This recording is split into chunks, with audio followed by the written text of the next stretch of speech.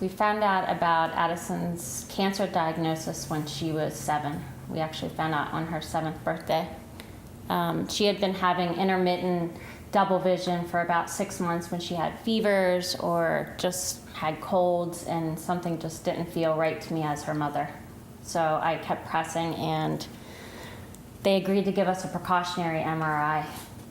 It was just in case. One of the worst days of our lives getting that news. It was news of, because of the type of cancer it is, there's no cure. I picked up the phone and it was the doctor, and they said, "You need to come back to Hershey, we found something." And I said, "It's her birthday and her birthday party's in a few hours, can we wait?" "No, it's an emergency, get back here now." So we went back, and my mom and I met with the doctors while Addison had some preliminary blood work and things, and I was told to go home and enjoy her, that this would be her last birthday. As a parent that, child is diagnosed with cancer, you never want to give up hope, even if you're told that there is no cure, but you still never want to give up hope, and you want to keep searching and finding and believing in research, and that's part of why we are, behind this charity and behind this foundation, is because we want to help other kids, and to keep that hope and have them have a chance and help with research and find a cure, so they don't have to go through what we went through.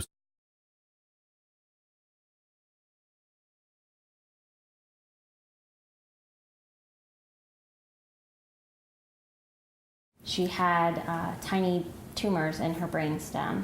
It makes it inoperable and very difficult to treat.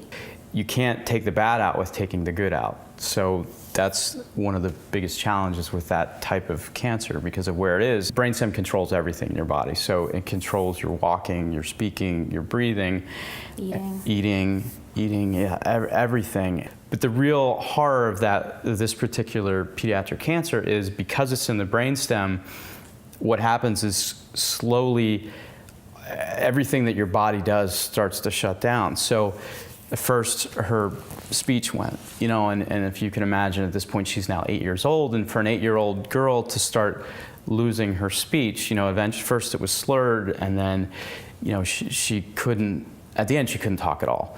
And we had She wanted to isolate herself and not be with any friends because she couldn't talk to them and couldn't have play dates like a regular 8-year-old could. So she would isolate herself, and she was very bothered by how she looked because the steroids changed how she looked. They made a lot of swelling, so she puffed up. And that was the worst. Her voice, and then her balance. So she stopped being able to walk because she lost balance. She lost the ability to eat because of her motion control. So we had to feed her. We had to switch to liquids. And then, choking just because of not being able to swallow. She lost the use of her left hand, and she was left-handed. She was left-handed, so her left side didn't work. Yeah, and so you learn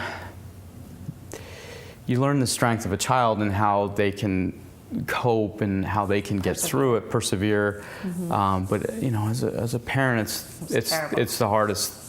I don't know any other way, but it's the hardest thing to see your child lose everything slowly, one by one, until eventually then it's, she can't breathe anymore, and it's really hard part of it too is, the radiation and how hard that was, knowing that we were putting her through this and it wasn't going to save her life, or holding her down for chemo and wasn't going to save her life.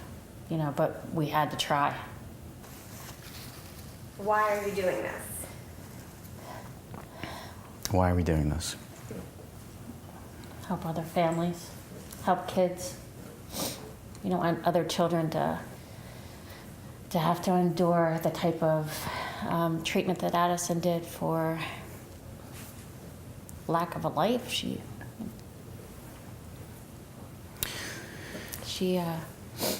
went through so much, and living without her is, it's like learning to adapt without a limb. Every day I reach for something and am reminded that limb's not there. And the first thing that I think of when I open my eyes in the morning is she's not here. And watching other kids grow up or her friends. It's just hard, and you're reminded constantly of what should be.